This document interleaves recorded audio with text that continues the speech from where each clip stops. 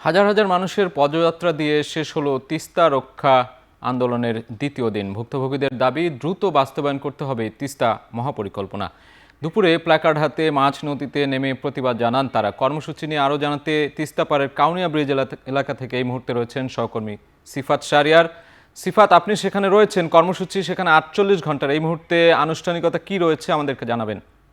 হয়েছে এবং এই যে জনতার সমাবেশে কিছুক্ষণ পরেই তিনি বক্তব্য দেবেন সাজিদ। এবং এই যে তিস্তা পারে যেখানে এখন পানি থাকার কথা ছিল সেখানে চর জেগে উঠেছে শুধুমাত্র ভারতীয় আগ্রাসনের কারণে।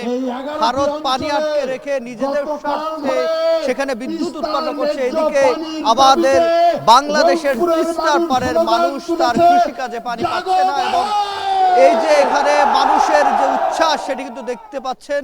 জাগোবাহে এই বলে তারা যে স্লোগান দিচ্ছে, তিস্তার বাঁচানোর যে আন্দোলন, তিস্তার নদী রক্ষার যে আন্দোলন, সেই রক্ষার আন্দোলনে এখানকার কৃষক, শ্রমিক, ছাত্র জনতা সকলে একসাথ হয়ে এই আন্দোলনে যোগ দিয়েছে। শুধুমাত্র বিএনপির পৃষ্ঠপোষকতা এখানে হচ্ছে তা নয়, এখানে বিএনপির সাথে অন্যান্য যে অঙ্গ সংগঠনগুলো রয়েছে, সাংস্কৃতিক সংগঠন যেগুলো তারাও যোগ হয়েছে এবং আপামর যে জনগণ তারা এখানে এসে যুক্ত হয়েছে। এবং গতকাল বিএনপি মহাসচিব এই মঞ্চ থেকে যে বক্তব্যটি দিয়েছেন, তিনি বলেছেন ভারত যদি বাংলাদেশের সাথে বন্ধুত্ব করতে চায় সেক্ষেত্রে তিস্তার পানি আগে দিতে হবে, তারপরে তার সাথে বন্ধুত্ব হবে।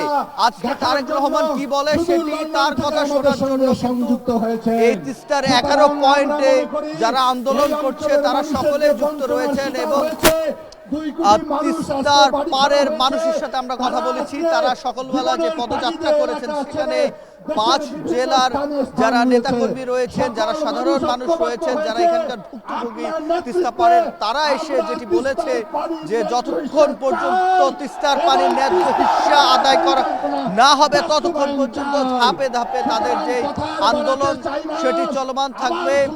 আমরা যেটি দেখছি এখানকার আন্দোলনের প্রধান যে সমন্বয়কারী তিনি কথা বলছেন এই মুহূর্তে মঞ্চে। এবং এই উত্তর জনপদের যারা বিএনপির নেতাকর্মী রয়েছেন তারা এখানে উপস্থিত হয়েছেন, সেই সাথে সামাজিক সংগঠনগুলো এবং সাধারণ যারা মানুষ রয়েছে তারাই সেখানে উপস্থিত হয়েছেন। আমরা যেটি দেখেছি তিস্তার পানিতে দাঁড়িয়ে, হাঁটু পানিতে দাঁড়িয়ে প্ল্যাকার্ডে তিস্তা বাঁচাও আন্দোলনের যে কর্মীরা রয়েছে, সাধারণ মানুষ রয়েছে, তারা দাঁড়িয়ে প্রতিবাদ জানিয়েছে এবং তারা অন্তর্বর্তী সরকারের কাছে তারা যেটি বলছেন যাতে তারা একটি উদ্যোগ নেয় এবং পরবর্তী সময়ে বিএনপি যেটি বলছে তারাও যদি ক্ষমতায় আসে সেক্ষেত্রে তিস্তা ভারতীয় আগ্রাসন থেকে রক্ষা পাওয়ার জন্য তাদের যে কার্যক্রমগুলো তারা সেটা মহাপরিকল্পনা বাস্তবায়নের জন্য কাজ করবে। তবে তারা আগে বলছেন যে অন্তর্বর্তী সরকার যাতে এই তিস্তা পাড়ের মানুষের জন্য, যেহেতু 2012 সালের পর 12 সালে একটি খসড়া হওয়ার পরেও সেটি বাস্তবায়ন হয়নি, তো এই ছিল আমার কাছে